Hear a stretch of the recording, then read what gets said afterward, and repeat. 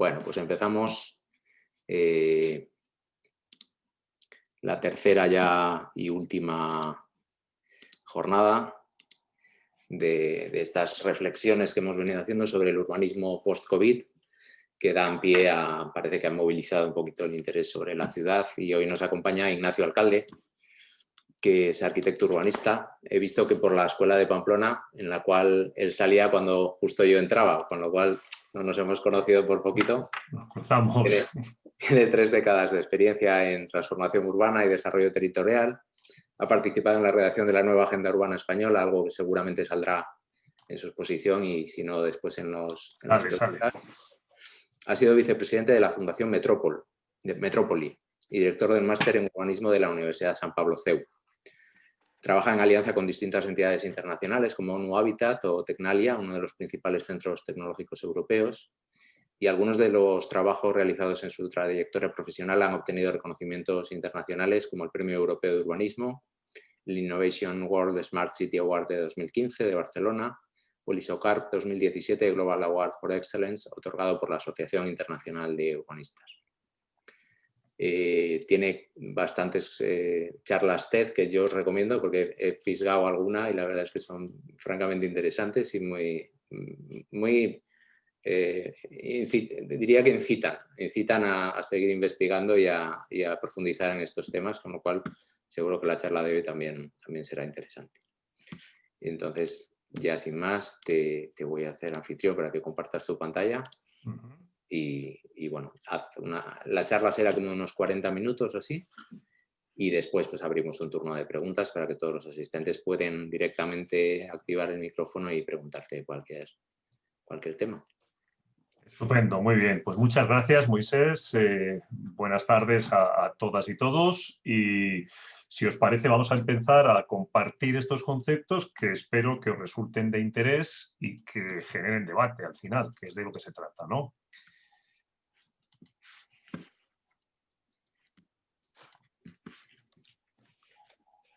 Se ve bien, ¿verdad? Sí, perfecto. Ok. Bueno, he puesto en el título eso de para el día de mañana porque me niego a poner nada del COVID por una cuestión de higiene y de ser positivos, ¿no? Por supuesto que el día de mañana es después del COVID, etcétera, etcétera, pero para no empezar citando el bicho. Evidentemente es una variable que nos afecta, pero vamos a ver si somos capaces de trabajarla en positivo. Ciudades y territorios más inteligentes. Ahora veremos por qué. Me gusta empezar muchas veces las charlas con esta frase de Harari, que ahora está muy de moda, pero él la dijo hace varios años ya, ¿no? Dijo, por primera vez en la historia, no sabemos cómo va a ser el mundo en los próximos 25 años. Pero esto es nuevo, esto es por primera vez en la historia. Antes se sabía cómo iba a ser el mundo, ahora el mundo cambia en décadas. Y yo a esta frase le añado una coletilla ahora, que es, tampoco sabemos cómo va a ser el mundo en las próximas semanas, ¿no? Porque esto nos ha descolocado a todos. Entonces, hay algunas cosas que sí sabemos. Vamos a ver cuáles son. Sabemos que estamos en un mundo de cambios. Como ha dicho el director del World Economic Forum, el momento actual es el de mayor cambio desde 3 puntos de vista. Mayor amplitud, mayor profundidad y mayor velocidad del cambio. Nunca en la historia había habido una tendencia de cambio que tuviera estas 3 variables tan acentuadas como hoy. Bueno, eso es interesante, pero haciendo un poquito un ejercicio de abstracción, nos hacemos 2 preguntas. Primero, ¿cuál es el motor que impulsa este nuevo mundo que se está construyendo? Y habrá quien piense o quien opine que son los movimientos políticos, económicos, sociales. En mi opinión, el motor que está cambiando el mundo es la innovación tecnológica, porque es la que de verdad nos está trayendo cosas, innovaciones, etcétera, que nos están afectando a la vida de todas las personas. Y la segunda pregunta es, ¿cuál es el escenario donde se está creando este nuevo mundo? Bueno, pues el escenario está muy claro y yo creo que nosotros como urbanistas lo tenemos claro. El escenario es la ciudad. Ese mundo es un mundo de ciudades, es un mundo en el que todo está sucediendo en las ciudades. Con lo cual, bueno, pongamos el foco ahí porque hay mucho por hacer en nuestro campo, en el campo de las ciudades. Un dato muy sencillo es el porcentaje de población urbana en el planeta. Siempre se dice que ya hemos rebasado el 50%, pero lo interesante es mirar, coger la perspectiva de hace 2 siglos, éramos un 3%, eran un 3% los urbanitas, pero un 3% de un mundo de 1.000 millones de personas. Hoy hemos superado el 50 y dentro de unos años estaremos en un 70, pero un 70 de un mundo de 10.000 millones de personas. Con lo cual, el salto que se está produciendo en estos 2 siglos y medio es mucho mayor la progresión que la que indica la gráfica, porque es ese porcentaje sobre un mundo 10 veces mayor. En consecuencia, el protagonismo está en las ciudades, lo cual es una buena noticia para nosotros, a priori. Ahora vamos a ver qué tipo de ciudades, cómo y cómo se desarrollan y qué tenemos que hacer en ello. Pero para mí la conclusión es esta, ¿no? Un mundo cuyo motor es la tecnología, cuyo escenario es la ciudad. Esto nos lleva a entender que hemos entrado en una nueva era. El hecho de que el motor sea la tecnología tiene relación con que hemos entrado en la era digital. El hecho de que el escenario del nuevo mundo sea la ciudad está vinculado a que hemos entrado en la era urbana. Y la superposición de ambas genera 2 rasgos muy característicos de nuestro mundo. Es la era digital y es la era urbana. Bien, esto lo decimos nosotros, pero no solo nosotros.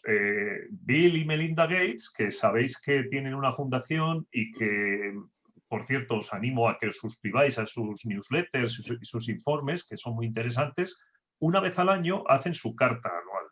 Bueno, pues en la del año pasado la titularon Cosas que no vimos venir. Cosas que a ellos, que están investigando con su equipo, les sorprendieron.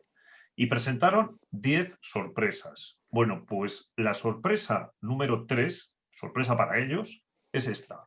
Se dieron cuenta que el mundo está construyendo el equivalente a un Nueva York al mes. Lo que se construye en todo el mundo agregado es el equivalente a un Nueva York cada mes. Pero lo más interesante es que el pronóstico es que esto va a seguir así durante 40 años más. Bueno, a priori es una buena noticia para los arquitectos. Otra cosa es que eso se está produciendo en ciertas partes del mundo, no en otras. Bueno, pero ahí está el dato y ahí está la tendencia. El protagonismo de las ciudades, que va a ser y va a seguir siendo creciente. Claro, las compañías tecnológicas se han dado cuenta de esto y están con este tema desde hace ya 10, 20, 15 años a lo mejor, con la marca Smart City machacando continuamente, generando propuestas para las ciudades lo han adoptado porque ha pegado muy fuerte, hay eventos todos los días, recientemente hace 15 días o hace 10 días fue la Smart City Expo de Barcelona, por primera vez en soporte digital, pero en definitiva este tema está funcionando. La marca Smart City ha pegado muy fuerte, pero nosotros debemos pensar, este es el camino, esto es lo que nosotros queremos para las ciudades, este concepto de ciudad inteligente es de verdad inteligente para la sociedad. ¿Qué es una ciudad inteligente o un territorio inteligente en la escala mayor? Ante esa pregunta, yo ya os anticipo que soy crítico con el concepto de Smart Cities. Y desde luego, si leemos la definición de Smart City o de ciudad inteligente oficial en España, la que tiene AENOR y el Plan Nacional de Ciudades Inteligentes, no sé si os gusta esa definición. Yo estoy en desacuerdo desde la primera línea, que dice que una ciudad inteligente es la visión holística de una ciudad que aplica las TIC. Ya no sigo leyendo. Una ciudad no es inteligente porque aplique las TIC o porque las deje de aplicar. Las TIC son una buena herramienta, las tecnologías de información y la comunicación, pero no es el determinante de que una ciudad sea inteligente o no. Una ciudad puede ser tonta y aplicar las TIC de manera poco inteligente. O al revés, puede haber una ciudad que se dirige bien, que es atractiva, que a sus ciudadanos les da calidad de vida y que apenas aplique las TIC. Por lo tanto, si el punto de partida es ese, la definición, desde mi punto de vista, no sirve. Lo grave es que a partir de esta definición, que los arquitectos los urbanistas hemos dejado que otros ámbitos invadan este concepto y se apropien de este concepto y entonces utilizan el concepto Smart City para vender tecnología. Bienvenida sea la tecnología, pero eso no es lo determinante. Entonces, cambiar la definición es importante, porque a partir de esta definición, las instituciones públicas definen Estoy haciendo el curso, Olga. definen presupuestos, definen Me estrategias. acabo de tomar uno Y abajo ahí con Paco. ese es el campo de Gracias. acción. Entonces, mi reflexión es, pongamos en cuestión esta definición antes de seguir.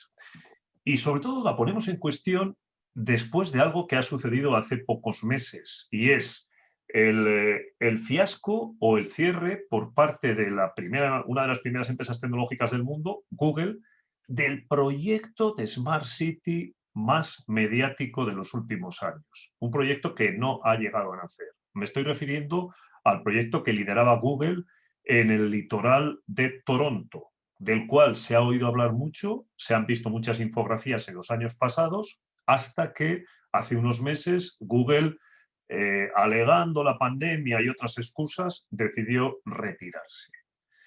Lo de la pandemia es una excusa. Google no se ha retirado por eso, se ha retirado porque la población ha rechazado el proyecto. Es decir, la sociedad de Toronto le ha dicho a Google, mi ciudad no es una app. Y ha habido todo tipo de movimientos ciudadanos críticos con esa iniciativa. Por lo tanto, para mí, esto simboliza de alguna manera el final de esta primera generación de Smart Cities. El final, al menos simbólico, de esa visión en la que las empresas tecnológicas utilizaban la marca Smart City y utilizaban los conceptos de ciudad inteligente pues simplemente para vender sus productos, alineado a la búsqueda de beneficios en su cuenta de resultados, pero no necesariamente de beneficios para la ciudad. Entonces, la pregunta que nos hacemos es, vale, estamos en 2020 ya se ha terminado prácticamente, ¿cómo van a ser las ciudades o cómo nos gustaría que sean a partir del 2021 y a partir de un escenario, esperemos que próximo, en el que el impacto del coronavirus se atenúe y poco a poco empiece a desaparecer o a ser menos importante en nuestras vidas de lo que lo ha sido en este año 2020. No podemos pensar desde la perspectiva coyuntural de este año tan extraño. Tenemos que pensar en el mundo posterior, ¿no? Sin embargo, es cierto que la pandemia nos ha traído unas cuantas lecciones y nos ha dado unas cuantas claves. Nadie sabe cómo van a ser las ciudades el día de mañana, pero sí podemos intuir una serie de rasgos que posiblemente son lecciones aprendidas durante la pandemia. Y volvemos a esta imagen. Yo creo que la ciudad va a cambiar y va a cambiar en positivo. ¿Por qué razón? Porque si miramos la historia de las ciudades, nos encontramos varios elementos que son grandes activadores del cambio. Me gustaría destacar dos. Uno, la innovación tecnológica. La ciudad que hoy tenemos es producto de varias innovaciones tecnológicas, pero está muy determinada por dos innovaciones tecnológicas que se produjeron al final del siglo XIX, que son el automóvil y el ascensor, la movilidad horizontal y la movilidad vertical. Ambas innovaciones tecnológicas han determinado un modelo de ciudad que es la que ha llegado hasta nuestros días. Por lo tanto, la innovación tecnológica, gran activador del cambio en ciudades. El otro activador que me gustaría destacar son las crisis sanitarias. Por ejemplo, la ciudad que hoy tenemos es deudora de la respuesta que la ciudad de Londres dio a la epidemia de cólera de mitad del siglo XIX y de la cual surgió toda una revisión y un avance en los sistemas de alcantarillado, abastecimiento de agua, etcétera, saneamiento. Entonces, si esos dos activadores del cambio son importantes, pues resulta que ahora tenemos una superposición de ambos. Tenemos, por una parte, una explosión de innovación tecnológica sin precedentes y superpuesta a la misma la mayor crisis sanitaria del último siglo. Esos dos factores creo que van a generar cambios y que van a generar cambios en positivo, porque la sociedad al final es inteligente y bueno, pues con este tipo de estímulos va a terminar eligiendo hacia dónde ir. ¿Hacia dónde iremos? Yo creo que de la crisis podemos sacar varias lecciones o varios caminos de mejora. En primer lugar, interpretar la pandemia como un gran corrector de cierto rumbo que estaba tomando nuestro planeta. Es decir, estábamos agrediendo de alguna manera a la madre tierra y eso pues hay que pararlo, ¿no? Hay que empezar a pensar en otros valores, en el valor de las cosas que de verdad importan, en el cuidado de nuestros mayores, en una vida un poco más sensata en muchos aspectos, ¿no? Me refiero al consumismo y a estas cosas. Por lo tanto, un corrector del rumbo y un acelerador de ciertas tendencias de cambio que ya se veían previamente y que ahora se lanzan en mayor medida. En segundo lugar, creo que esta crisis nos va a ayudar a pasar página. Si hasta el siglo XX éramos analógicos y en las 2 primeras décadas del siglo XXI nos hemos vuelto digitales, ahora pasamos a otro modo, a modo digital. La palabra es muy fea, pero no está en el diccionario, pero es la intersección entre la realidad física y el mundo digital. Ese es el mundo que viene a partir de ahora y ese mundo es muy interesante porque toma lo mejor de ambos campos. Todos nos hemos vuelto digitales ahora y cuando pase la pandemia y nos podamos volver a reunir, pues entonces cogeremos lo mejor de ambos mundos. Y eso será bueno. Por lo tanto, empecemos a pensar en ese mundo híbrido, ¿no? Por ejemplo, este año la academia ya lo está haciendo. Las universidades tienen parte de las clases en presencial y parte en digital. Es una pista, ¿no? Pero por ahí yo creo que hay un campo de oportunidad interesante para pensar en modo híbrido. Y lo siguiente, que ya lo hemos apuntado antes, hombre, empecemos a pensar en la salud no solo de las personas, sino del planeta. Esto va en serio. Lo de la descarbonización y todo eso hay que tomárselo en serio. Con un nuevo presidente en Estados Unidos ahora, pues creo que será más fácil seguir trabajando. Pero esto es un compromiso de todo el planeta y no es una broma, ¿no? Es algo que hay que focalizarlo. Y hay que focalizarlo en todos los aspectos, a la hora de elegir un combustible, a la hora de elegir un material de construcción, etcétera, ¿no? Pues poner el foco en eso. Y ligado a eso, también la ciudad saludable. Hasta ahora hablábamos de ciudad sostenible, a partir de ahora creo que deberemos hablar de ciudad sostenible y saludable. Saludable también para sus habitantes. ¿Qué calidad de vida tenemos si resulta que el aire está contaminado? La pandemia y el confinamiento nos han traído un escenario en el que todos hemos descubierto una ciudad que nos gusta más que la anterior. Una ciudad en la que el aire está más limpio, las ciudades que tienen mar han descubierto que el mar está más limpio, etc. Entonces, con esa visión decimos, vale, queremos mantener estos valores. ¿Cómo? Bueno, ya veremos, pero de momento tengamos claro lo que queremos, ¿no? Desde luego será la ciudad post-automóvil. Era una tendencia que ya venía y yo creo que a partir de ahora tiene que ser más clara. La ciudad del siglo XX ha sido la ciudad pensada por y para el automóvil. La del siglo XXI tiene que ser pensada para las personas. Entonces, el automóvil tendrá su cabida, bueno, sí, pero como un elemento complementario, no central. Creo que este es un aspecto importante. Y si nos vamos al tema, por ejemplo, de la vivienda, pues surge también una tendencia que ya hemos empezado a experimentar y es la necesidad de una vivienda híbrida.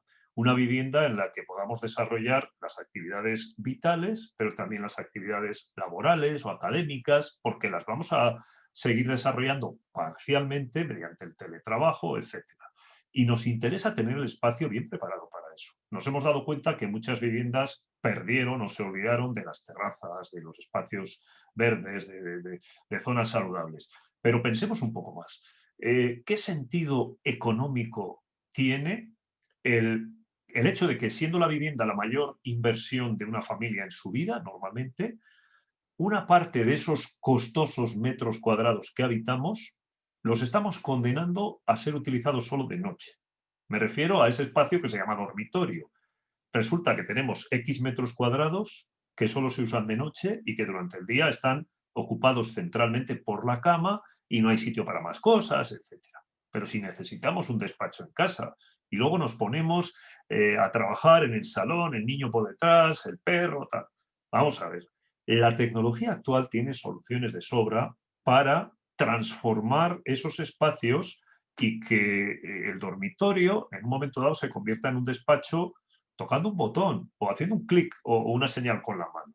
Me estoy refiriendo a muebles robotizados que existen, me estoy refiriendo a soluciones arquitectónicas flexibles. Bueno, habrá que innovar en estos campos, ¿no? Porque la sociedad lo está demandando y la demanda es brutal. Por lo tanto, pongamos el foco en eso. Evidentemente, esto afecta al mercado inmobiliario absolutamente. La vivienda se transforma, las oficinas se transforman, el uso comercial también se transforma, etc. Bien, Pero bajemos al átomo, bajemos a la escala más pequeña. Yo creo que la sociedad va a empezar a demandar materiales biobasados, materiales certificados desde el punto de vista de salud, materiales en cuya trazabilidad de producción existan, bueno, pues unas bases que los hagan ser fiables para la salud de las personas y para la salud del planeta. Y entonces yo creo que aquí posiblemente nos encontremos ante una futura revolución, la de los biomateriales, ¿no? Si podemos sustituir un plástico por un material derivado de nanocelulosas, que es inocuo con el medio ambiente y que es renovable, pues habrá que trabajar en esos desarrollos tecnológicos. Y lo mismo con materiales de construcción o con materiales de otro tipo, ¿no? Y yéndonos al otro extremo, a la escala grande, donde antes hablábamos de globalización, quizá a partir de ahora hay que hablar de una nueva regionalización. Es decir, volver a poner la mirada en lo cercano, valorar lo local, pero si a veces la calidad de vida la tenemos al lado de casa, en mercados de proximidad, en el mundo agrario, agrícola próximo, en el territorio, en el disfrute del territorio cercano, en recuperar lo local y en darle fuerza a lo local para que tenga un papel en el mundo global. Entonces, yo creo que esa nueva regionalización va a hacer que el territorio se democratice. Llevábamos una tendencia negativa de polarización del progreso y el desarrollo en superciudades, megalópolis y grandes monstruos crecientes. Y todas las ciudades de tamaño medio o pequeño se estaban quedando como en un segundo plano, con pocas perspectivas. A lo mejor es el momento de darle la vuelta a esto y poder vivir en lugares, en ciudades medias o en el territorio rural, siempre que se cumplan ciertas condiciones de conectividad a la cual no vamos a renunciar, pero poner en valor esos lugares del territorio. Porque es cierto que hoy en día la sociedad ya acepta que no te desplaces a una reunión, que la tengas por un sistema de tipo Zoom o Teams. Por lo tanto, ¿qué inconveniente hay en estar en un ámbito rural, por ejemplo? Con mucha más calidad de vida, con otros valores, etc. Ligado a eso surge el concepto de ciudad de proximidad. Dentro de la ciudad, intentar trabajar en células de escala abordable. Habéis tenido una charla de Carlos Moreno hace unos días, se está hablando mucho de su propuesta del París de los 15 minutos, por ahí van los tiros. Yo creo que dependiendo de la ciudad hay distintas fórmulas, pero la clave es esa, tratar de que, sobre todo las grandes ciudades, puedan estar estructuradas en células de escala barrial de 15, de 20 minutos, que en ese radio puedan llegar a satisfacer pues algo así como el 80% de nuestras necesidades cotidianas. Luego habrá otras necesidades extraordinarias, no cotidianas, para los cuales no nos importará tener que tomar un vehículo, pues no sé, ir al teatro o ir a un médico especialista de una cosa muy concreta. Para eso no nos importa movernos, pero el ejercicio de actividades diarias, lo conveniente es que estén en ese círculo de proximidad.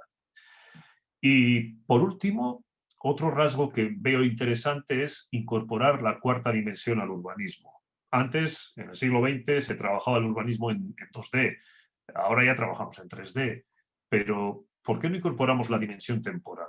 ¿Por qué no empezamos a entender que las lógicas temporales de desarrollo de la ciudad son largas? Alguien ha dicho que la unidad de medida temporal en el campo del urbanismo no es el año, es la década, ¿no? Uf, terrible, la década, pero bueno, es lo que hay. Entonces, mientras pasan las décadas, hay que moverse, porque la ciudad tiene que vivir. Por eso surge el urbanismo táctico, el urbanismo de la transitoriedad, el urbanismo del mientras tanto, un urbanismo provisional, un urbanismo de prueba-error, un urbanismo más flexible, que introduzca un soplo de aire fresco en este mundo tan anquilosado, tan rígido, tan duro del urbanismo que a diario vivimos, ¿no? Entonces, bueno, creo que son algunas pistas o algunas líneas por las que pueden venir las tendencias de innovación en la ciudad. Y seguimos con la pregunta. Entonces, si estamos de acuerdo, y luego en el debate me diréis si estáis de acuerdo o no, en que el concepto de Smart City no es adecuado, ¿cuál sería una nueva definición? Bueno, pues yo me mojo y pongo sobre la mesa una y luego debatimos sobre ella. Por supuesto que no pretende ser la verdad absoluta, es una propuesta para el debate.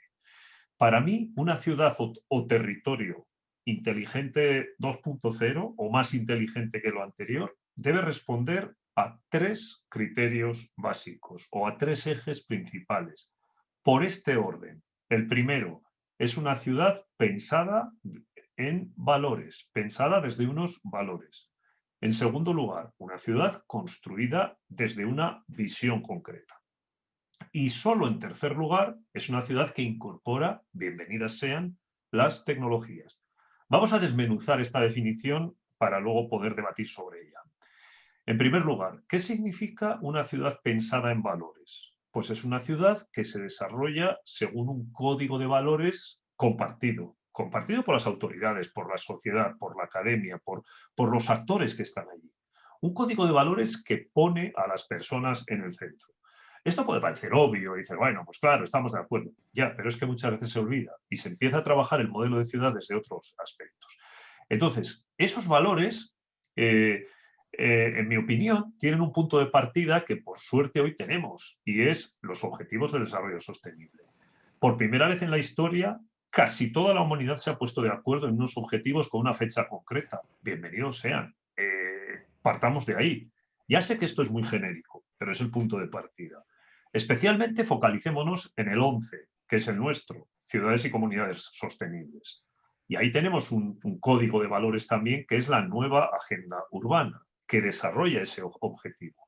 La nueva agenda global y la nueva agenda urbana española.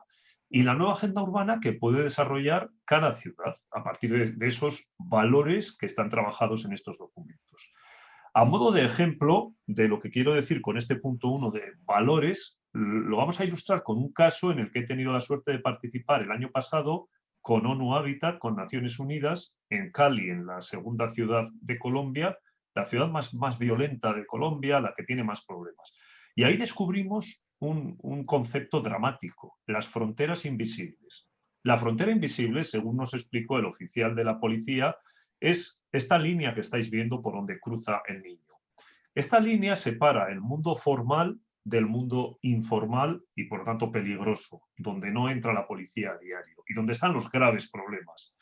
Ese lugar que veis ahí, bueno, pues fue objeto de un ejercicio por parte de ONU Habitat en el que definimos una serie de conceptos. Y los valores que utilizamos comenzaron preguntando a la población local cuáles eran sus valores, cuáles eran sus gustos, sus preferencias. Y descubrimos algo muy, muy interesante que dio lugar a la construcción de un proyecto de respuesta a este tema.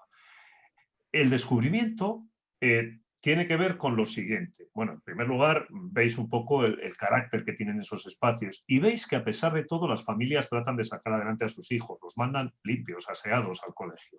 Bien, pues el valor que descubrimos implícito allí es el mundo del baile, el ritmo. Cali es la capital mundial de la salsa y resulta que la salsa, precisamente donde más se practica es en ese barrio, en el distrito de Agua Blanca. Ahí la gente es muy humilde, pero sin embargo tiene un nivel, van a escuelas de salsa y tienen un nivel en respecto al baile espectacular. Hacen una feria anual, la feria de Cali, sobre la salsa. Ese valor que es de ellos, que no viene impuesto desde fuera, es el que se utilizó como punto de partida para desarrollar las propuestas urbanas. En la última edición 2020 de la Super Bowl, en el intermedio actuó Shakira. Y ese es el evento, como sabéis, el evento más mediático del mundo, ¿no? el que tiene más telespectadores. El grupo de bailarines que llevó es un grupo de bailarines de salsa de Cali, de este distrito desfavorecido en el que estábamos trabajando. Es decir, es una población muy desfavorecida, pero es muy, bueno, tiene un alto nivel de calidad en ese valor que es de ellos, que es el baile. Bueno, pues el baile se utilizó en este proyecto como elemento para crear un corredor de economía naranja, de industrias creativas y culturales, que permitiera el desarrollo de esas actividades que son de ellos, unido a otras acciones que no viene a cuento ahora, para generar un proyecto de desarrollo, de transformación con el que ellos se identifiquen y que pueda permitir dignificar en la medida de lo posible esos espacios urbanos tan dañados hoy en día. Por lo tanto, el punto 1, valores. El siguiente punto es la visión. Decimos, en segundo lugar, que una ciudad inteligente es aquella que tiene un proyecto de futuro. Igual que una empresa. Cuando una empresa tiene un proyecto de futuro, pues va adelante. Pero ese proyecto de futuro no puede ser cualquiera. Tiene que ser un proyecto que aprovecha sus activos de excelencia. Hemos visto que en Cali un activo de excelencia era la salsa. Pues aprovechemos eso para construir un concepto. Esos activos de excelencia hay que ponerlos en línea como grandes vectores de desarrollo. Construir a partir de ellos el modelo urbano deseable, la visión. Y si esa visión está bien construida, luego, pasado el tiempo, se trata de llevar esa visión a la acción, pasar de las ideas a la realidad. Algún ejemplo. La transformación de Bilbao es muy conocida. Bilbao en los años 80 estaba en una situación muy compleja desde muchos puntos de vista. Hoy está en una situación pues mucho mejor. Se construyó una visión poco a poco y se fue implementando, que nos ha llevado a la situación actual. Pero es que en esa misma época, hace esos 20 y tantos años, que a la vez que se inauguraban este tipo de actuaciones, desarrollábamos también una visión regional. La estrategia regional vasca, directrices de ordenación del territorio, la desarrollamos en la primera parte de los años 90 y fue aprobada en el 97. Por lo tanto, tiene más de 20 años de vigencia. El año pasado se adaptó, se hizo una adaptación. Entonces, ese documento ha servido para definir un modelo, una visión del territorio, y se ha estado aplicando día a día en las acciones, en la aprobación del planeamiento, etcétera. Y ha contribuido enormemente a que, a la vez que se transformaba Bilbao, se transformaba también el resto del territorio de la comunidad autónoma. Y se va a seguir transformando. Por ejemplo, en esa visión, hace 25 años, ya definíamos un concepto que era que cuando llegara el tren de alta velocidad, aparte de las conexiones de larga distancia con Madrid o con París, funcionara también como el metro de la ciudad-región. Es decir, como un elemento que nos permitiera pasar de unas conexiones de más de una hora por carretera a unas conexiones de media hora de centro urbano a centro urbano. En tren, sostenible, seguro, cómodo.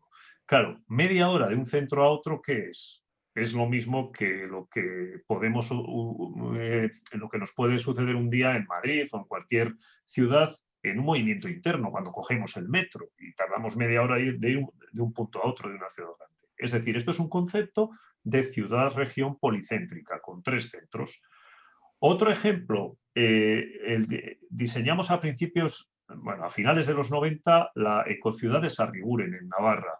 Fue un proyecto de 5.500 viviendas que me gusta poner la foto de la maqueta y poner detrás la realidad, porque al final se ha construido tal cual, de acuerdo a la visión. El gobierno de Navarra apostó por un proyecto de arquitectura bioclimática, de ecourbanismo, y bueno, pues pasado el tiempo, hoy es una realidad exactamente igual que como estaba visionada o proyectada. Por lo tanto, a lo largo de su construcción, el desarrollo ha sido pasar de la visión a la acción, a la realidad. Y el tercer ejemplo en este sentido es del año 1992. Mientras Barcelona y Sevilla celebraban sus eventos, en Cartagena la situación estaba así. En Cartagena lo estaban pasando mal y había una situación muy compleja. Entonces, en una estrategia que se realizó, impulsada desde el Gobierno nacional, Gobierno regional, alcaldía, ayuntamiento y autoridad portuaria, tuvimos la oportunidad de hacer un plan de choque con un rediseño de la relación entre la ciudad y el mar. Una ciudad que es muy mediterránea, sin embargo, no tenía prácticamente acceso al mar porque todo estaba cerrado por el puerto, estaba vallado. Y la propuesta fue cambiar esa dinámica, diseñar un paseo marítimo, un puerto deportivo, la apertura de la ciudad al mar. Bueno, pues eso, 20 o 25 años después, nos da lugar a que en la ciudad se reciben cruceros, se ha estimulado el turismo, que es una actividad que antes no existía, y bueno, pues es pasar de esa visión a una nueva realidad, entendiendo el urbanismo como un detonante de transformación urbana y desarrollo económico. Y para terminar, el tercer vector. Dentro de esta definición, desde mi punto de vista, el tercer vector son las tecnologías. Y lo pongo en plural, porque cuando decimos la tecnología parece que solo es la tecnología digital. No, yo me refiero a incorporar las más avanzadas tecnologías de nuestra era digital, pero no de cualquier manera, sino al servicio de la visión. Es decir, La diferencia es que normalmente cuando las empresas tecnológicas le venden a una ciudad pues, una plataforma, están vendiendo tecnología. Sin embargo, no preguntan cuál es la visión. Ellos van con su producto y lo intentan colocar. Y bueno, es legítimo. Pero eso no es lo bueno para la ciudad. La ciudad necesita elegir las tecnologías más adecuadas al servicio de su visión. Y en ese sentido, el ejemplo que os quería compartir, y ya con esto terminamos, es el posicionamiento. Bueno, no es una empresa, es un centro tecnológico, Tecnalia, el centro tecnológico del País Vasco, tiene un posicionamiento en torno a la ciudad que desde mi punto de vista es muy interesante. Yo colaboro con ellos y el posicionamiento trabaja todas las escalas desde los materiales sostenibles, los ecomateriales, como hemos visto antes, hasta edificios sostenibles e inteligentes, pasando por la movilidad y las infraestructuras y, por supuesto, una visión integral de la ciudad y el territorio. ¿Y en qué se concreta esto? Para mí lo interesante de esta propuesta de valor es que no es la de una empresa, es de un centro tecnológico que al final es una fundación. No intenta vender una determinada tecnología, sino ayudar a la ciudad a aplicar la solución, la multisolución más adecuada. ¿En qué se concreta todo esto? Pues, por ejemplo, en una propuesta, como hemos dicho, de ecomateriales inteligentes, que a modo de ejemplo, pues impresión 3D, materiales que provienen de nanofibras celulósicas, plásticos, composites, etcétera, reduciendo la huella de carbono y mejorando las potencialidades. O en edificios inteligentes, edificios automatizados, edificios que generan energía, entornos que son cero emisiones, descarbonizados. Una apuesta fuerte por el gemelo digital. El gemelo digital es una tecnología que replica la realidad de un edificio o de una máquina o incluso de una ciudad, la replica en el mundo virtual y la conecta. Es decir, que ese edificio, el que veis en pantalla, tiene 3.500 sensores y actuadores. Cada uno de esos sensores se puede monitorizar a distancia, de tal manera que el edificio sirve para hacer ensayos. Le colocamos un muro cortina o le colocamos un pavimento o lo que sea y los sensores nos van a dar información que se va a poder trabajar de manera digital a distancia. Por supuesto, todo esto siguiendo los valores de la sostenibilidad, etc. La aplicación de la energía a la edificación y ciudad. Ya no se trata de no consumir, se trata de generar. Se trata de crear redes inteligentes en las que somos prosumidores, productores y consumidores. Y cada edificio, por lo tanto, juega en los dos sentidos, compra y vende energía, ¿no? Según sea el momento. Y, por supuesto, eligiendo las energías adecuadas, no las que generan huella de carbono, sino las otras. Se habla mucho ahora de resiliencia, de cambio climático, se habla de las NBS, las soluciones basadas en la naturaleza, los riesgos del cambio climático. Todo esto, de alguna forma, hay que incorporarlo en el medio construido, porque, claro, edificamos o construimos una infraestructura, pero tenemos que pensar en su comportamiento ante estos contextos. Y, por supuesto, propuestas integrales de transformación urbana y territorial, utilizando, como decíamos antes, el gemelo digital urbano. Yo siempre digo, si la Catedral de Notre Dame hubiera tenido un gemelo digital, posiblemente no se habría quemado, porque habría saltado una alarma de un sensor adecuado en su momento. O si aquel puente que se cayó en Génova hubiera tenido un gemelo digital, que no cuesta mucho, antes de caerse, el sensor avisa y se toman las medidas adecuadas. Por lo tanto, la gestión de una ciudad inteligente, creo que además de las plataformas que nos venden las empresas tecnológicas, requiere una solución de gemelo digital y todo lo que tenga que ver con optimización de funcionamiento, eficiencia, etc. Lo que antes hablábamos, ciudad saludable. El valor de que la ciudad sea saludable pasa ahora mismo a ser prioritario, pasa a estar en primer plano. El ciudadano ya no quiere volver a estar en una ciudad contaminada, en una ciudad que le está afectando negativamente a la salud, etcétera, más allá del momento COVID que estamos viviendo. Y la movilidad urbana, la nueva movilidad urbana, inteligente y sostenible. Esa ciudad que hemos dicho que ya no va a girar en torno al automóvil, debe concebir la movilidad de una manera mucho más poliédrica. Para empezar, estimular la movilidad caminando, siempre que se pueda, en ciudades de escala pequeña o media. restringir la entrada del automóvil en muchos espacios mediante supermanzanas, etc. Luego, apostar por mecanismos de movilidad saludable y ligera, bicicleta normal o eléctrica, patinete, etc. Y después transporte público y en cuarto lugar ya el automóvil, que por supuesto va a seguir existiendo y no está mal, pero tiene que estar en su sitio, no puede ser el protagonista, pasa a ser un actor secundario dentro de la ciudad. Y ese automóvil tiene ya otros atributos, conectado, en el futuro autónomo, eléctrico, etc.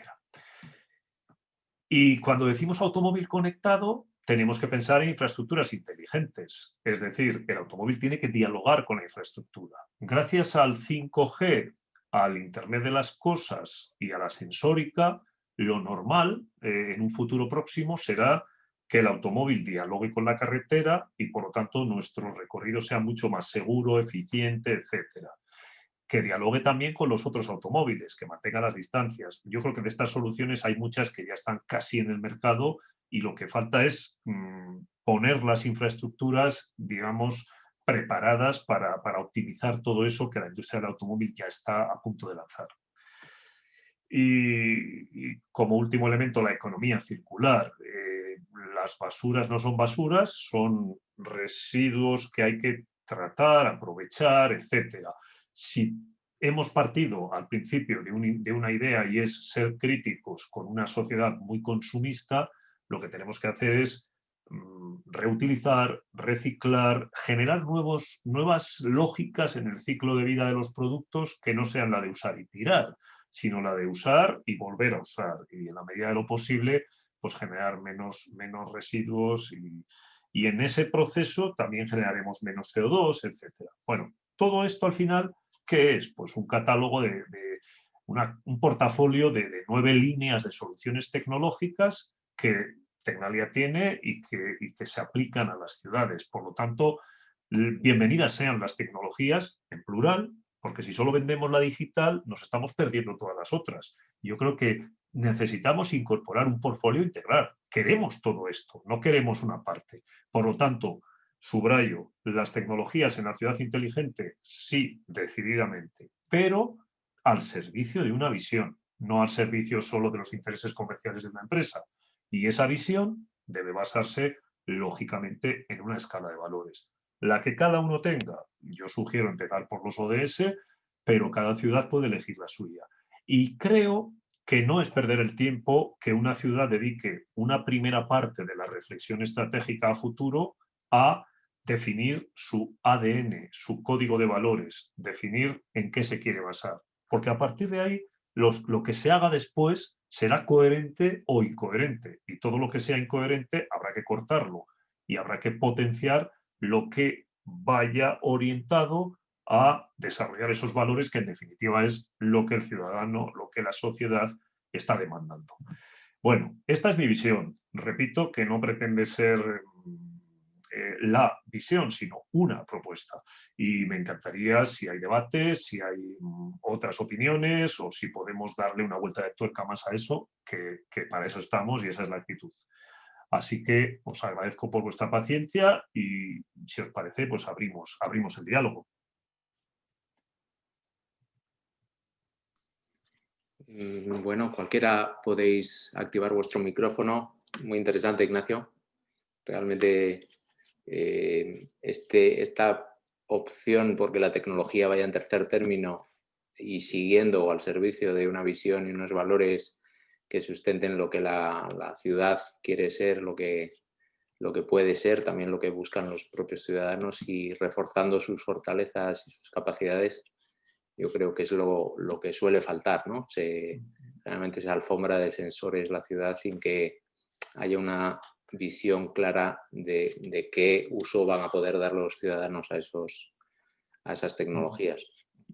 ¿No te parece, Moisés, además tú como decano, representante de la profesión de alguna manera, ¿no te parece que los arquitectos o hemos dejado o nos han invadido un poco el liderazgo conceptual y el liderazgo estratégico en el enfoque del futuro de las ciudades? Porque claro, en el momento que vienen las empresas tecnológicas y ellos son los que definen qué es una Smart City, pues uno dice, bueno, ¿qué nos queda a nosotros? Pasa a escala doméstica, con la domótica.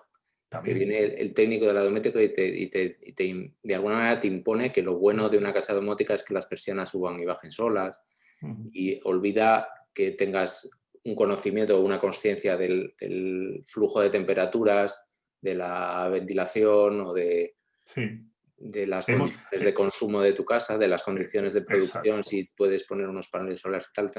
Yo creo que en el fondo lo que potencia la tecnología, lo que tú decías, por ejemplo, de la sensórica en ese edificio que nos mostrabas, que sirve para hacer experimentos, los experimentos siempre tienen un objetivo, pretenden descubrir algo que beneficie la vida de la gente, ¿no? Pretenden descubrir una vacuna o descubrir un medicamento que cure un problema. Y eso es siempre el planteamiento de los arquitectos. Hacemos un proyecto para responder a una necesidad. Parece como que la sensórica en sí misma o la domótica en sí misma o la Smart City en sí misma es como el objetivo final, en vez de ser algo que debe servir a los ciudadanos. Efectivamente. Y siguiendo con tu ejemplo de la domótica y de la manera de construir, pues resulta que, bueno, se ha impuesto en el ámbito de las oficinas y hoteles, por ejemplo, un modelo de edificio que no se pueden abrir las ventanas, pues porque la climatización, si no, tal. Claro, ahora, sí, yo siempre he pensado, hombre, más allá de que la climatización sea o no adecuada, que normalmente no suele ser perfecta, hay un momento en que una persona necesita psicológicamente abrir la ventana, respirar el aire de la calle y mirar y escuchar el ruido. Eso se ha olvidado, ¿no? Ahora con el COVID resulta que eso aparece y hay mucha gente que está sufriendo porque dice, me gustaría abrir la ventana y más allá de que me digan que el aire se está reciclando, tener la percepción de que respiro el aire de la calle, ¿no? Porque eso también me da tranquilidad. Entonces, la tecnología sí. Recordarás al profesor Kass, Adam Kass. Adam Kass, claro que sí. Que era profesor de urbanismo en la Escuela de Navarra, y todos los años reclamaba a dirección que las ventanas se pudieran abrir. Reiteradas veces, todos los años, sí lo recuerdo, sí. Un gran tipo. Un gran tipo. Bueno, pues a ver, algún asistente. Tenemos asistentes muy capaces, además trabajando en el sector de urbanismo. Tenemos Soledad, Sonia, José, Juan Carlos, Animaos y Carlos. Antonio. Sí, Moisés, muy buenas. Hola, Ignacio. No nos conocemos, pero bueno, enhorabuena por la charla, la conferencia. Muchas gracias. Yo te hablo un poco desde la ciudad de Santander. Aquí somos compañeros de colegio y de todo. La visión que has aportado yo creo que es súper interesante y nosotros, de hecho, ahora mismo en el Ayuntamiento de Santander, que estamos en una fase en la que vamos a abordar la redacción de un nuevo plan general, después de estar funcionando y que seguiremos con él desde hace tiempo, con uno del año 97, y yo creo que tenemos un enfoque bastante próximo a lo que nos has comentado, ¿no? De hecho, la intención en el próximo año es plantearnos ese modelo de ciudad. A pesar de Santander ya está caracterizada internacionalmente como Smart City, pero es un poco lo que comentabais, sí que tiene una gran potencia en cuanto al laboratorio de información, pero quizá toda esa tecnología que se ha implantado no ha llegado a desarrollarse para generar tantos beneficios como probablemente pueda ser capaz, ¿no? Entonces, vamos a hacer una parada digamos, en el proceso que hemos empezado con una consulta pública sobre el propio plan general, y la intención es estar un año pensando cuál es tu modelo, o sea, qué valores efectivamente son los que quieres potenciar, cómo lo vas a enfocar hacia futuro. De hecho, nos hemos puesto un horizonte ahí un poco a largo plazo, hacia el año 2055, por una serie de consideraciones que nos van a hacer coincidir con el tercer centenario de la ciudad, con esa consideración como ciudad, el paso de villa a ciudad, y jugar o reflexionar durante todo ese año en qué es lo que queremos para ese futuro de la ciudad antes de entrar a hacer un documento técnico de planeamiento en el que puedas llegar a potenciar todo lo que como ciudad inteligente puedas ya tener a la espalda, ¿no?, en cuanto a toma de datos y demás, pero saber enfocarlo precisamente hacia un objetivo y hacia un modelo.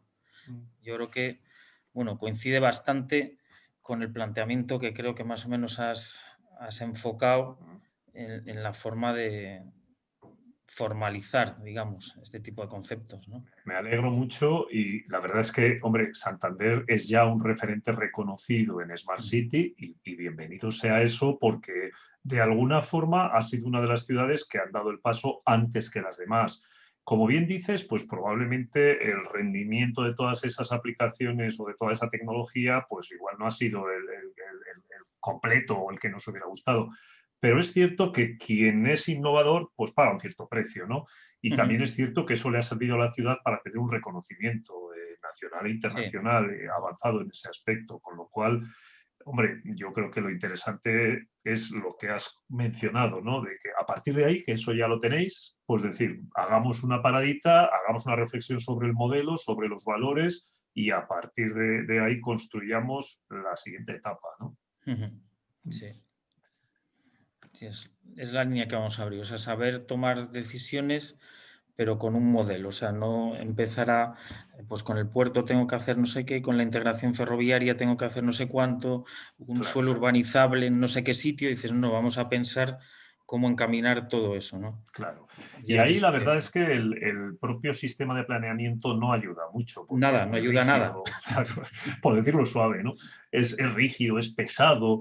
Yo recuerdo cuando estuve trabajando en la nueva Agenda Urbana Española, que el grupo que estábamos haciendo el asesoramiento al ministerio, bueno, pues en las conversaciones que teníamos, además el ministro era un exalcalde de Santander, entonces las conversaciones que teníamos, todo el mundo estaba de acuerdo en una cosa, y es una visión muy crítica del sistema de planeamiento. Cuando digo todo el mundo, digo las autoridades y digo pues, una serie de expertos reconocidos sobre la materia. Entonces, si todo el mundo está de acuerdo en que el sistema no funciona bien, ¿por qué no lo cambiamos? Es difícil, ¿eh? Es difícil. Yo creo que eso es una discusión que sigue vigente ahora mismo con 17 leyes autonómicas que pretenden querer ser probablemente diferentes. Ninguna es lo suficientemente diferente ni se ha distanciado tanto de lo que era la ley estatal del 76 a nivel de lo que es el planeamiento. O sea, seguimos con lo mismo. Nadie se ha atrevido a dar un paso a cambiar algo de forma radical, visto que no funciona bien, que es muy poco flexible, que te lleva a procesos larguísimos para una pequeña modificación o lo que sea, y sin embargo seguimos copiándonos entre autonomías unos textos que no han avanzado nada en 50 años prácticamente. Sí, cambiándole la semántica y... Sí, sí, sí, que si rústico, no urbanizable, urbanizable programado, residual, dices, si estamos hablando todo el rato de lo mismo y de los mismos mecanismos. Yo creo que por casi por salud mental hay una buena costumbre que es empezar a separar urbanismo de planeamiento. O sea, urbanismo no es igual a planeamiento. Urbanismo es planeamiento y más cosas. Más cosas. Y en ese más cosas nos podemos inventar figuras. ¿Por qué no? Si nadie nos lo prohíbe. Y decir, vale, la reflexión estratégica sobre el modelo territorial o el modelo urbano de Santander, pues luego la aplicaremos al plan general, pero inicialmente la vamos a hacer de otra forma y nos vamos a inventar un sistema que no está definido en la ley, pero que, bueno, pues no hace daño a nadie y nadie nos prohíbe hacerlo. Fruto de esa reflexión, ahora evidentemente eso tiene que ser rápido, ágil, útil, participativo, alineado con valores actuales, fresco, con otro aire, ¿no? Porque vivimos en un mundo que es así, la sociedad va rápida, no podemos estar. Y entonces esa reflexión previa se hace con rapidez, se hace con metodologías un poco abiertas, se hace de otra manera y una vez que se tiene, ya es un input que se le enchufa, si valga la expresión, se le conecta a la dinámica de desarrollo del plan, por ejemplo, ¿no? Eso es. Bueno, pues ahí estamos intentando avanzar. Genial, pues mucha suerte. Gracias. Yo quisiera... Buenas, Ignacio. Hola, Rafael. Te hablo desde Sevilla. Hombre. Enhorabuena por tu intervención. Quisiera hacerte una pregunta en colaboración con el tema del urbanismo. Yo entiendo que hablar de urbanismo estatal es complicado por el tema de las inconstitucionalidades, ¿no? Pero ahora, a las puertas de la elaboración de una nueva ley de arquitectura a nivel nacional, y entendiendo el urbanismo como esencial a la hora de hablar de la calidad del entorno construido, quisiera preguntar, ¿qué bases urbanísticas, con la salvaguarda del esfuerzo jurídico que implicaría en incluir eso dentro de una ley estatal, qué bases urbanísticas incluirías en una futura ley de la arquitectura? Pues, hombre, la pregunta es muy compleja, pero por simplificar o por priorizar algo, yo apostaría por tomar de alguna forma el liderazgo en la definición de lo que es una ciudad inteligente. Cuando digo inteligente quiero decir, pongamos el adjetivo que queramos, la ciudad deseable, la ciudad apetecible, la mejor ciudad para el ciudadano. Yo empezaría por eso. Por esa razón os he compartido esta definición, porque creo que como se ha pervertido el sentido, el significado y por lo tanto las políticas, las inversiones, etcétera, a partir del posicionamiento que han tomado actores tecnológicos, toca recentrar el tema y centrar el tema en nuestro campo de juego, no por un interés corporativo, no porque sea nuestro, sino porque entiendo que es el campo de juego legítimo de la definición del modelo de ciudad deseable. Por lo tanto, yo empezaría en esa definición de la nueva ley hablando de qué entendemos por una ciudad inteligente. Inteligente o los calificativos que queramos poner. Y por lo tanto, pues yo partiría, mi visión es poner esos 3 ejes que hemos dicho antes y a partir de ahí empezar a construir el resto del desarrollo. Y adicionalmente, Rafael, otra reflexión es, efectivamente hace falta cambiar el sistema. Y claro, quienes nos hemos formado, que somos todos al final, en un sistema de planeamiento, nos parece que eso es las tablas de la ley, eso es algo inamovible, no, eso se podría cambiar. Y a mí me gusta comparar este sistema nuestro de planeamiento con otros sistemas que tiene la sociedad para ver si funcionan bien o mal. Por ejemplo, ¿cómo funciona el sistema de navegación aérea en España? Hombre, yo creo que bastante bien, ¿no? Porque los aviones más o menos puntuales llegan a su tiempo. Entonces, creo que es un sistema, no lo conozco, pero como usuario digo, bueno, es un sistema que aparentemente funciona. No sé si tiene un 9, un 10 o un 8, pero funciona. ¿Cómo funciona el Sistema Nacional de Transplantes? Joder, eso es un 10. Es el mejor sistema del mundo durante 20 años, el español. Resulta que si uno tiene esa necesidad, se pone en marcha todo un sistema que funciona como un reloj suizo de una complejidad enorme y esa persona recibe un trasplante de corazón o del órgano que sea con una naturalidad increíble. Pues le pongo un 10. Y ahora, ¿cómo funciona el sistema de planeamiento? Se nos atascan los planes en los juzgados. Todo el mundo tiene la capacidad de emitir un informe con cualquier aspecto anecdótico o no que bloquea el desarrollo de una ciudad. Se paralizan las dinámicas económicas, etc. Luego es un sistema que no funciona. Entonces, si no funciona habrá que cambiarlo. Ya sé que toca aspectos constitucionales, pero habrá que buscar la manera. Yo evidentemente no soy jurídico y no tengo la solución. Yo creo que nadie la tiene, pero si no tenemos la solución y tenemos identificado el problema, creo que es responsabilidad de las autoridades pues crear el entorno adecuado para buscar la solución. Como, llamémosle mesa de expertos o grupo de trabajo para diseñar un sistema nuevo o concertación entre el Ministerio y las comunidades autónomas. Todo lo que sea necesario. Pero creo que eso es una asignatura pendiente, ¿no? Totalmente de acuerdo contigo, Ignacio. Más planeamiento dinámico, más gestión. Los planeamientos tardan más tiempo en aprobarse que la vigencia que se les da. Y los planeamientos se quedan antiguos antes de que empiecen a funcionar. En nuestro municipio llevamos con un planeamiento general 10 años.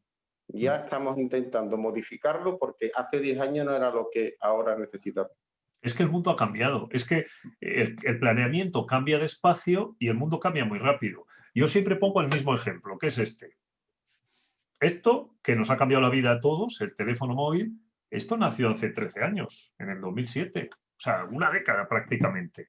En ese tiempo, casi no da tiempo a redactar y aprobar un plan general en muchos casos. Y en ese tiempo cambia el mundo. Antes vivíamos de otra forma. Y dentro de otros 10 años, ¿quién sabe cómo vamos a vivir en 2030? Es que no tenemos ni idea. Y claro, y mientras tanto estamos haciendo planes que... Entonces, bueno, no tenemos la varita mágica, pero si tenemos la sensibilidad compartida, pues no sé, habrá que intentar que se pongan en marcha dinámicas de cambio, ¿no? Porque si algo caracteriza a este mundo es el cambio, la innovación, sin miedo, además, ¿no? Muchas gracias. No, a ti.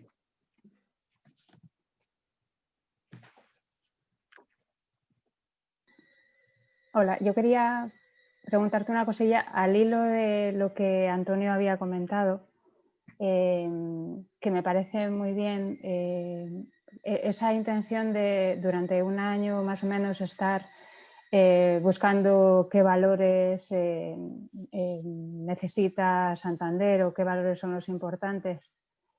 Una pregunta, y también un poco al hilo de lo que hablamos de esa dificultad del planeamiento, ¿no? De salir adelante. Los valores, ¿son los valores que queremos o los valores que tenemos o que tiene el lugar o la gente del lugar? Porque yo creo que un poco lo que está pasando ahora con el planeamiento y con que no termina de salir nunca el planeamiento es que todos tienen valores, o sea, cada sectorial, ¿no? Mis valores son más importantes. Entonces, por eso un poco esa pregunta mía, ¿qué valores? ¿Los del lugar y la gente del lugar o los de todas las sectoriales o los que queremos? Hola, Pilar. Pues efectivamente, la pregunta tiene mucho sentido, porque, claro, yo digo valores, pero hay que decir valores bien elegidos, ¿no? Porque cualquier valor no vale.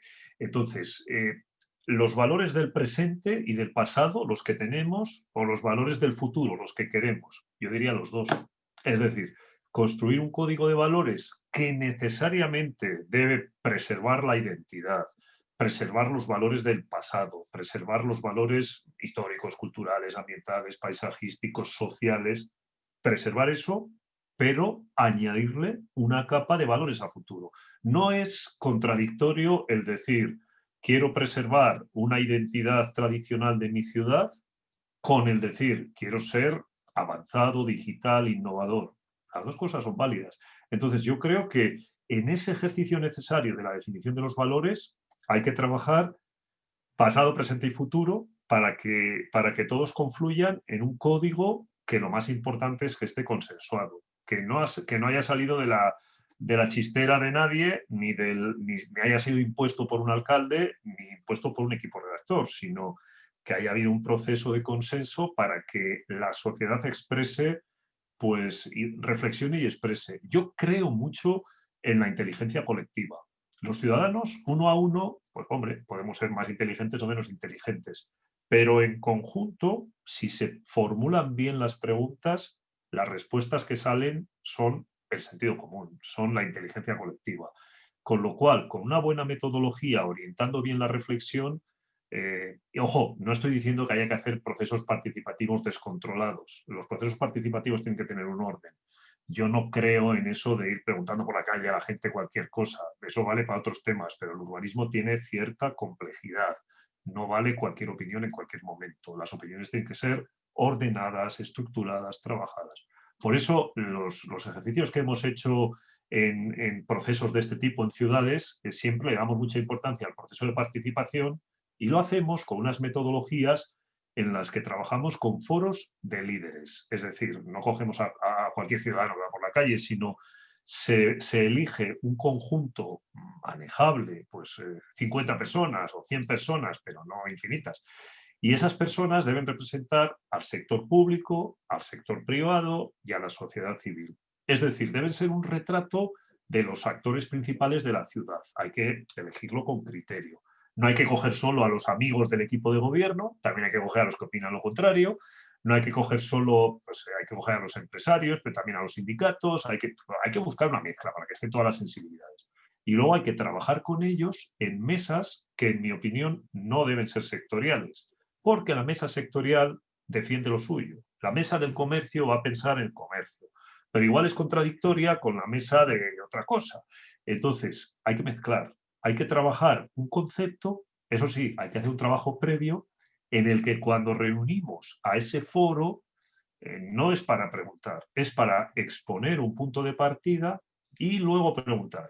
No es dar la opinión en el minuto 1, sino no sé, una sesión de trabajo de una tarde, durante una hora, durante un tiempo, se plantean las conclusiones de un análisis previo, se plantean escenarios, se plantean temas que están previamente trabajados, y cuando esas personas emiten una opinión o eligen entre varios escenarios, lo hacen en caliente, o sea, se han calentado previamente, no lo hacen en frío de llego y me han preguntado una cosa, sino hacen ya con un cierto criterio, ¿no? Bueno, pues hay métodos para eso, y para mí es muy importante, respondiendo a tu pregunta, que se integre lo del pasado, la identidad, la tradición, con la visión a futuro, las dos cosas.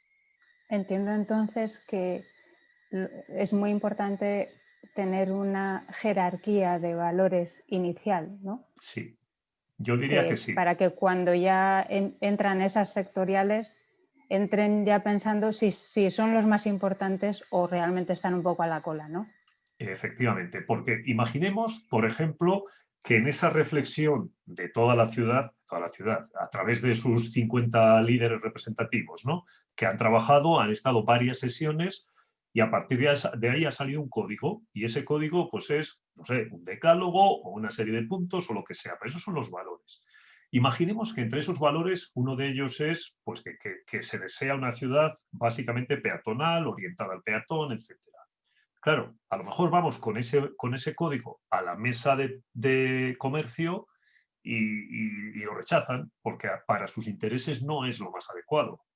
Bueno, pues habrá que decir, bien, es un valor superior porque ha sido, digamos, es una de las apuestas de ciudad. Por lo tanto, digamos que ese valor de nivel 1, pues ustedes no lo van a tocar, ese está ahí. Ahora, ustedes pueden matizar y decir, vale, pues además de eso, yo incluyo que sean pues, espacios públicos abiertos, ¿qué tal? Y entonces se va como poco a poco modelando, ¿no?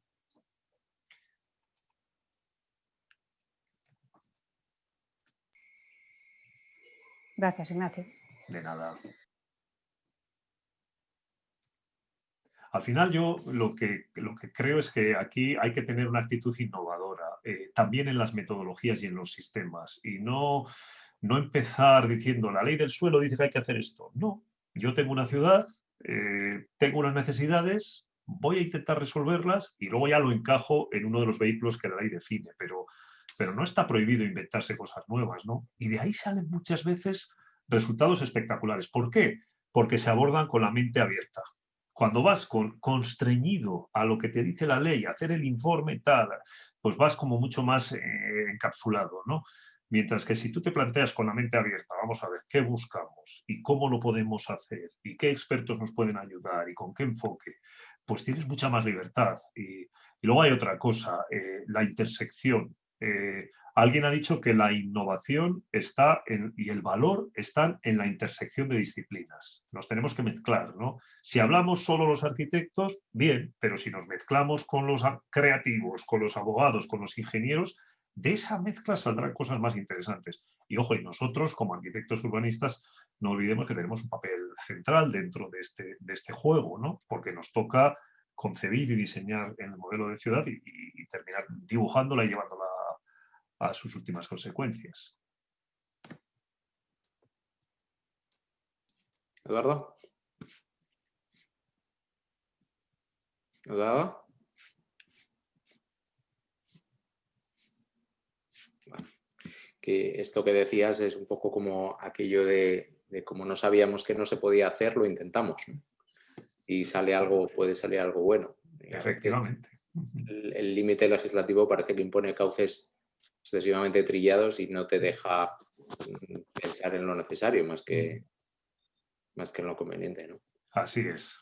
De todas maneras, la intervención sobre el ámbito urbano de ciudades compactas en Santander tiene una parte central muy, pues bueno, en decadencia, o sí, muchos aspectos en decadencia de comercio, de actividad, frente a otra parte nueva, de nueva creación, en la que parece que hay una actividad incluso económica más activa y plusvalías. Parece que la ciudad tradicional como que no tiene ese acicate de que haya plusvalías que obtener que pidan una acción urbanizadora. Sin embargo, un día recuerdo una ponencia de Álvaro Cerezo que hablaba de las plusvalías que había que empezar a exprimir de las operaciones de rehabilitación urbana, en las cuales había que sacar nuevas plusvalías para la sociedad y que había que tener en cuenta otros valores que también podían monetarizarse. Sí, además hay un diálogo clásico entre centro y periferia, en el cual pues, el centro hay veces que está en decadencia, otras veces tiene más magnetismo según las circunstancias. Y además esto va cambiando, ¿no? Por ejemplo, la actividad comercial. Pues yo recuerdo un debate clásico de hasta hace 1 o 2 décadas, era los 2 modelos de comercio, el tradicional de calle frente al hipermercado de periferia.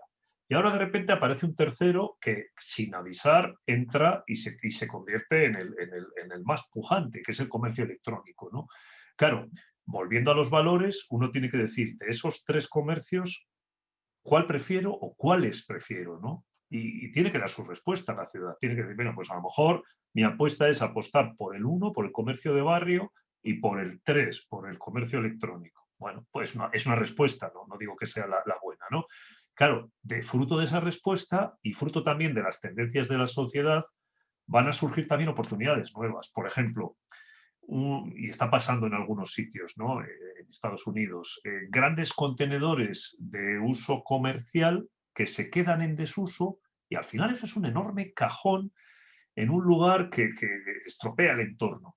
Sin embargo, aparecen nuevas necesidades como son la distribución logística de comercio electrónico de última milla. Entonces, ese contenedor a lo mejor se recicla para ser el elemento de distribución al cual llega el gran camión de Amazon por la noche, y por la mañana salen no ya camiones o furgonetas blancas como ahora, que salen muchas y contaminan y llenan el espacio público, sino a lo mejor bicicletas eléctricas o triciclos eléctricos con una pequeña carga que se mueven por el barrio sin molestar y con un sistema descarbonizado. Y en ese recorrido logístico de última milla, pues digamos que cambiamos el modelo de movilidad para ser más respetuosos con el centro urbano. Claro, todo este tipo de cosas son como dinámicas de cambio de roles de ciertas piezas urbanas respecto a otras que están siempre en movimiento, ¿no? Y lo interesante o lo bonito es que no nos quedamos con una foto fija, sino que eso que hoy lo vemos de una forma, dentro de 5 o de 10 años son otras dinámicas distintas, ¿no?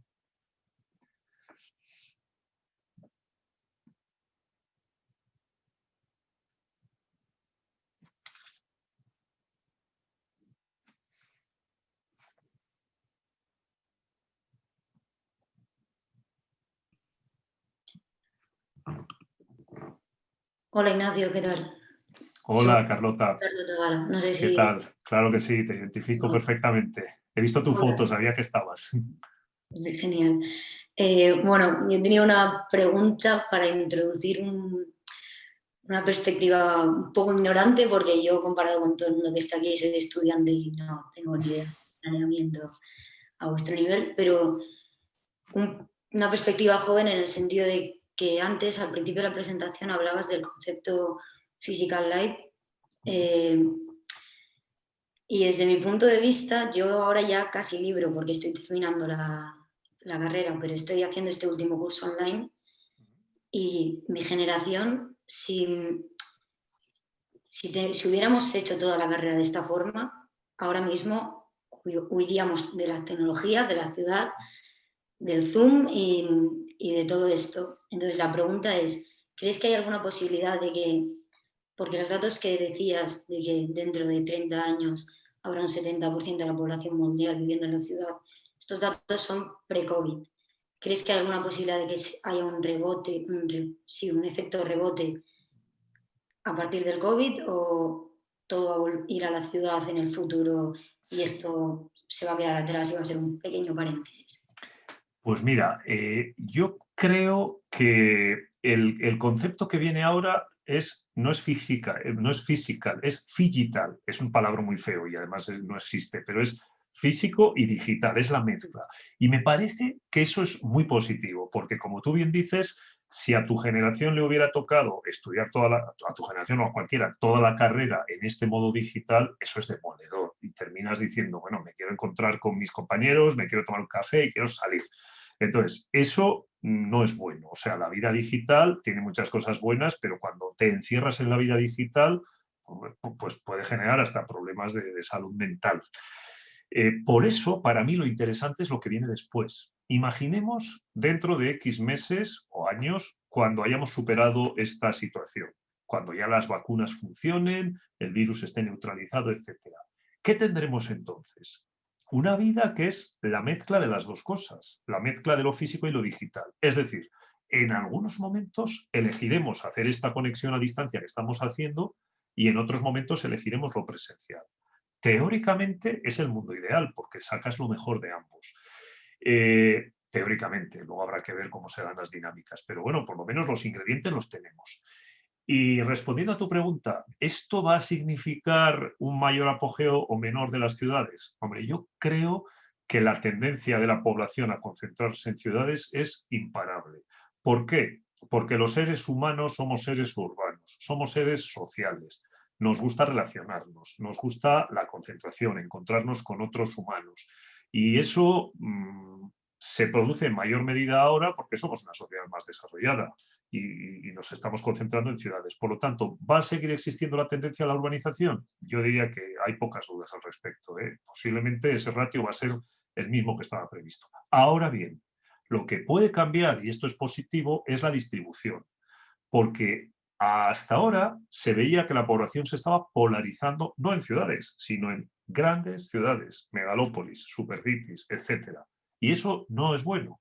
Yo soy un gran defensor de las ciudades medias. Me parece que las ciudades de la escala de Santander, de la escala de Logroño, de la escala de Alicante, esas ciudades que no son ni grandes ni pequeñas, son fantásticas, porque tienen una calidad de vida muy alta, tienen casi todos los servicios de la gran ciudad y los que no los tienen, pues podemos acceder de vía digital o podemos acceder viajando un día, pero tienen casi todos. Entonces, el problema es que hasta la tendencia reciente era que esas ciudades medias estaban empezando a decaer.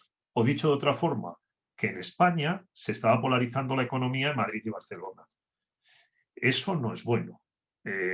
Por lo tanto, lo que sí puede suceder, y ojalá suceda, es que el nuevo escenario signifique que de ese 70% o X% de población urbana, la distribución en las distintas escalas de la jerarquía del sistema sea un poco más repartida. No se concentre tanto en las megalópolis y vaya más a ciudades de tamaño medio y de tamaño pequeño.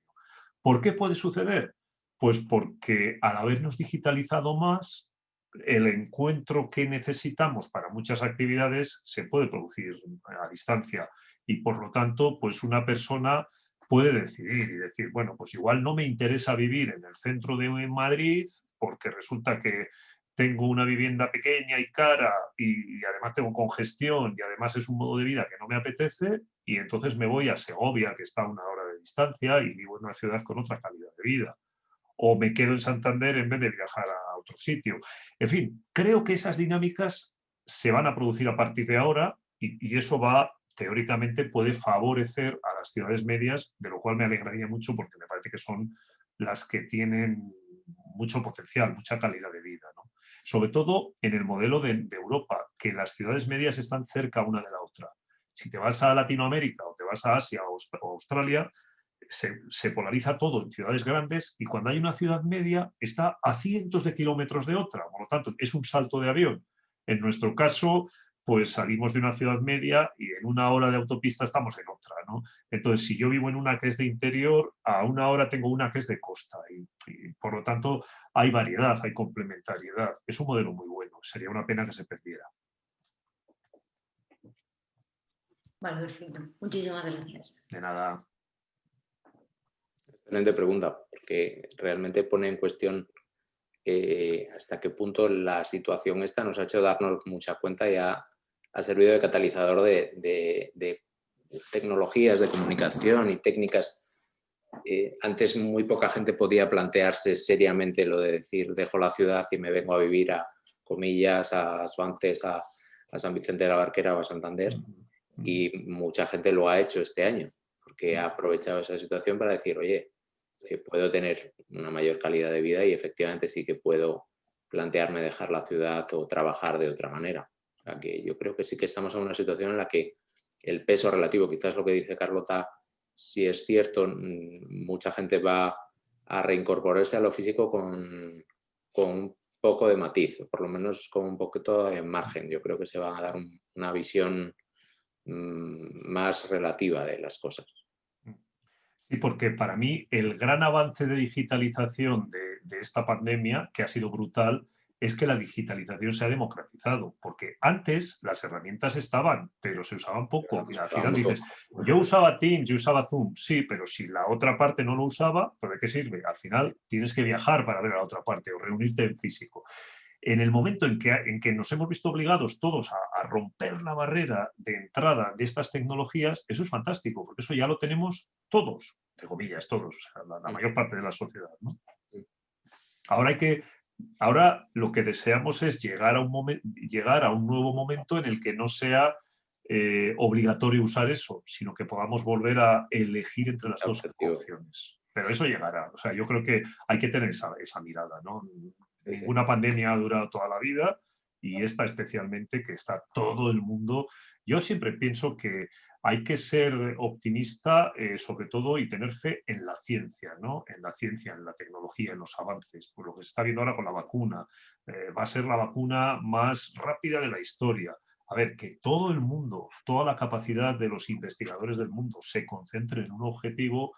Wow, eso es muy serio, ¿no? O sea, vivimos en un mundo avanzado, por suerte, así que pues posiblemente llegará un momento antes de lo que pensamos que esto habrá sido pues como un mal sueño, ¿no?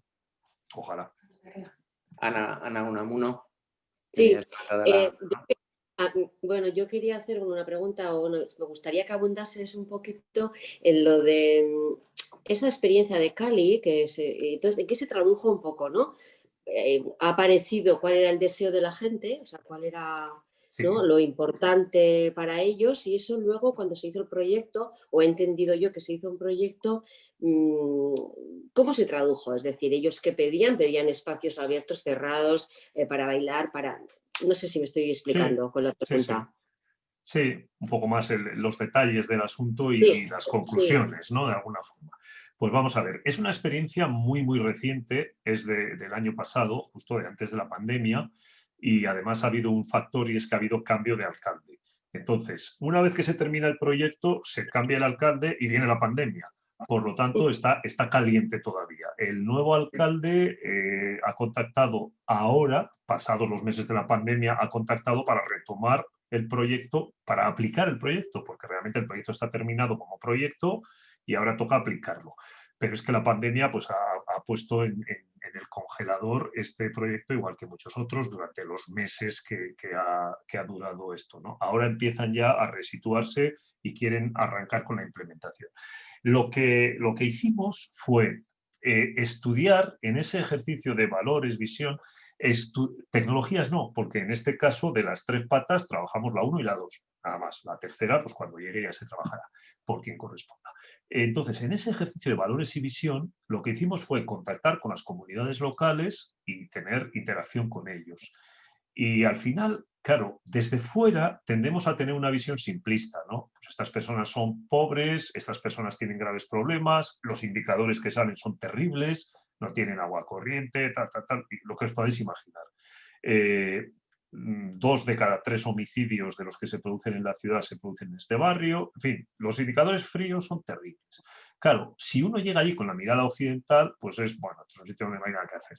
Sin embargo, si les escuchas, les preguntas cuáles son sus ilusiones, sus costumbres, tal, pues enseguida emerge aquello que ellos llevan en sus venas. Y en este caso es la salsa. Bueno, pues qué suerte, ¿no? Porque es una cosa positiva, bonita, que para ellos es su medio de expresión, el baile, la música y específicamente la salsa. Ellos dicen que Cali es la capital mundial de la salsa.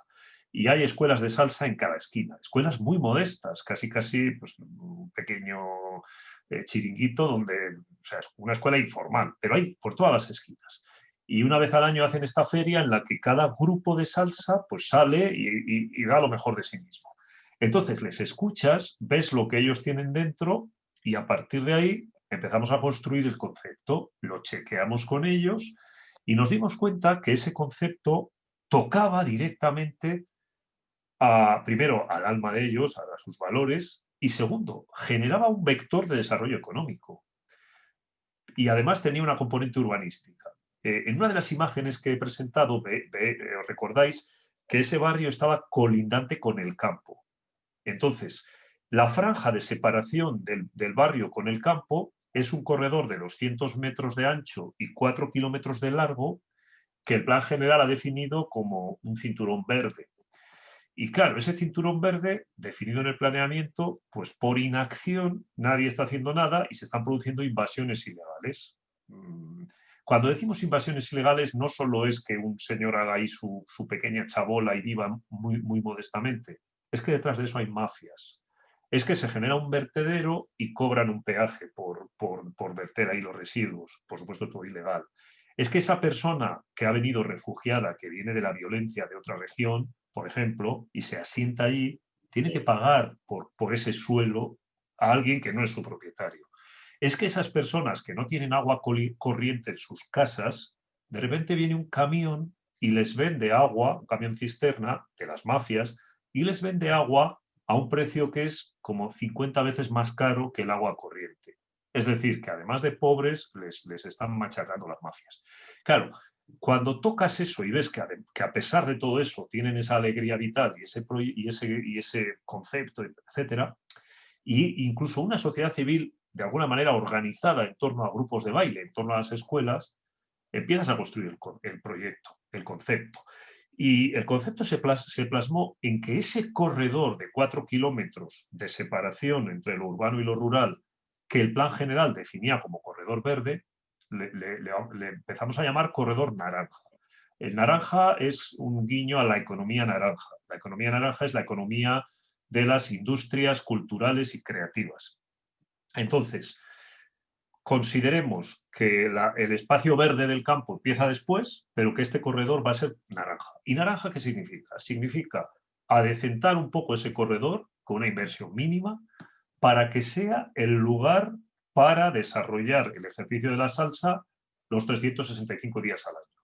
Ellos a diario se entrenan y ensayan en esas escuelas, una semana al año se cortan 4 kilómetros de la autopista y se monta la Feria de Cali con unas gradas, habéis visto una foto, con unas gradas provisionales, y durante esa semana pues es como su momento. ¿Por qué no extender ese momento a los 365 días? Que ellos tengan ese recurso disponible. No es una gran inversión, es generar, adecentar ese espacio y permitir que sea utilizado en cualquier momento. No se molesta a nadie porque está al lado del campo, ahí pueden ensayar, pueden usarlo. Alrededor de eso se propone la creación de un auditorio, se propone la creación de un polideportivo para unirlo con los temas del deporte, etcétera, etcétera. Bueno, hay toda una estrategia más larga que no he contado en detalle. Sí. Pero en definitiva es buscar un argumento que esté basado en sus valores para que de esa manera sea suyo. Y ojo, a partir de ahí hay un elemento generador de desarrollo económico, porque a la Feria de Cali llegan turistas de todo el mundo ahora mismo en una semana. Y a conocer esas escuelas de salsa llega gente también de todo el mundo. Si se estructura eso, se empaqueta en algo que tiene vida todo el año, el impacto va a ser mucho mayor y el magnetismo para atraer visitantes también. Y de ahí se derivan otras actividades de venta de artesanía, gastronomía local, etcétera, etcétera, ¿no? Bueno, pues es un driver de desarrollo al final, pactado con ellos o creado con ellos.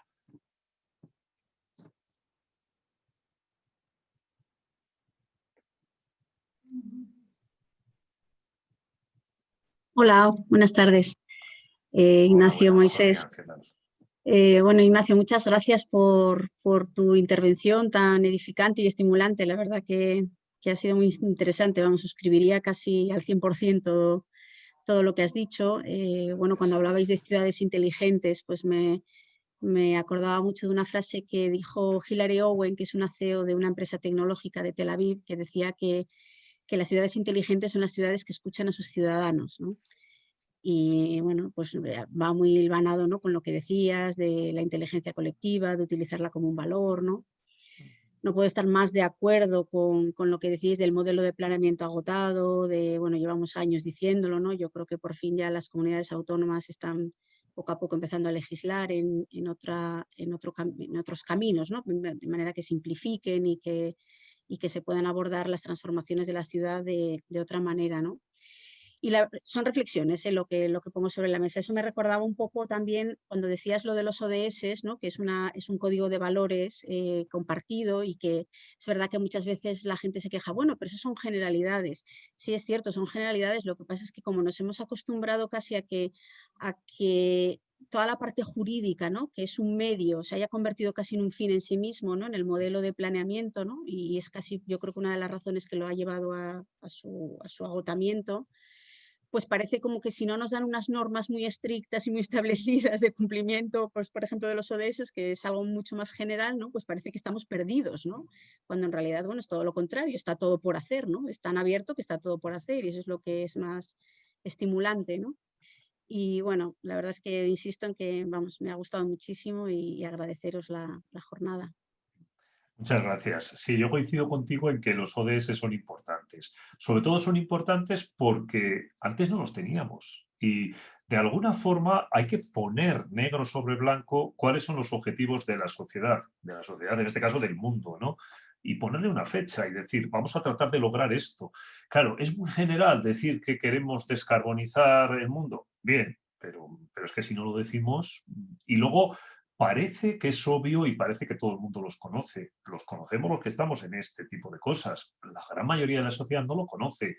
Y hay muchas personas que desde su ámbito de responsabilidad pueden contribuir al cumplimiento de alguna parte de esos objetivos, y bueno, pues a lo mejor pues simplemente no están mentalizados, ¿no? Con lo cual todo lo que sea repetir, machacar y hacer pedagogía con esto no está de más. Yo creo que es bueno. Y además es un punto de partida. Luego a partir de ahí dices que falta concreción. Vale, cada ciudad que tire de ese hilo y lo aterriza a su realidad y concrete todo lo que considere. Cada ciudad o cada empresa, ¿no? Si yo tengo una empresa que me dedico a fabricar tal cosa, mirando mi actividad con ese prisma, seguro que se me ocurren cambios y mejoras que si no tengo esas gafas para mirar así, pues igual no se me ocurrían, ¿no?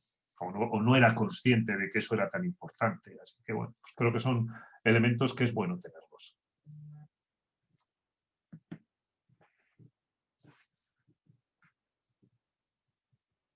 Creo que hay una mano levantada, Eduardo. Cualquiera podéis activar vuestro micrófono. Vosotros mismos. Es el icono abajo a la izquierda y simplemente le pulsáis y se activa.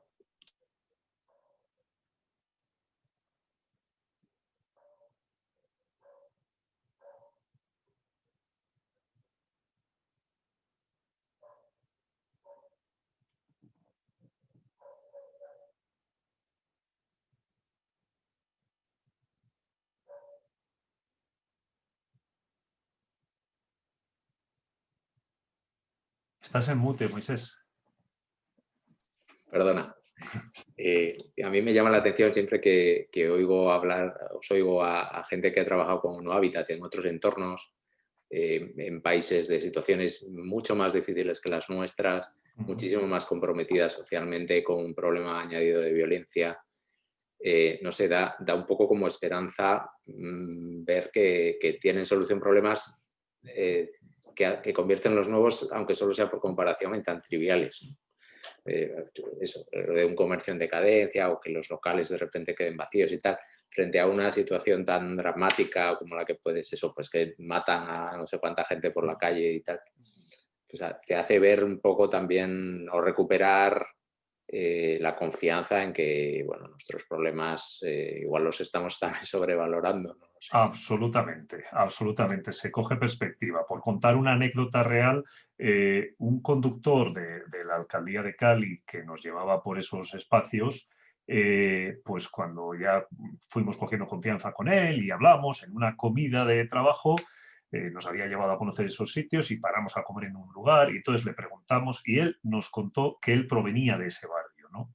Claro, eso para nosotros fue una fuente de información valiosísima, ¿no? Una persona que había salido de ese barrio y que había conseguido pues, un puesto de conductor en el ayuntamiento y que había logrado salir adelante. Era un chico joven y en un momento dado, cuando cogió confianza, se abrió la camisa y nos enseñó que a pocos centímetros del corazón tenía la cicatriz de un disparo de bala. Y nos contó su historia, que él provenía de ese mundo.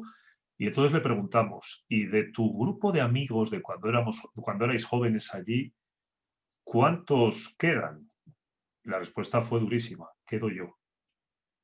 No le preguntamos más, no sabemos cuántos amigos eran, pero muchos de ellos se habían muerto, porque está pasando eso. Y eso está pasando en la segunda área metropolitana de ese país. Con lo cual, o sea, no estamos hablando de un lugar remoto perdido, estamos hablando de una ciudad que cuando uno va al centro, pues es una ciudad avanzada, bueno, medianamente, pero la segunda área metropolitana de Colombia, ¿no? Con lo cual, pues a veces las cosas que nosotros vemos como problemas, pues son problemas de sociedades ricas, ¿no? Bueno, eso no quiere decir que no haya que atenderlos, pero ayuda a relativizar. Bueno, no sé si hay alguna otra pregunta. Si no, ya pues no te robamos más tiempo. Ha sido muy grato y muy, muy interesante. Y nada, te agradecemos que nos hayas acompañado en este ciclo. Esperamos poder repetir, porque estas tecnologías, esto de lo digital, nos permite acceder a gente que está lejana, pero que sentimos próxima. Muchísimas gracias, Ignacio. Para mí también ha sido un placer y me ha encantado sobre todo el diálogo tan abierto y tan interesante que hemos podido tener. Así que gracias a vosotros. Muchas gracias. Nos vemos. Chao.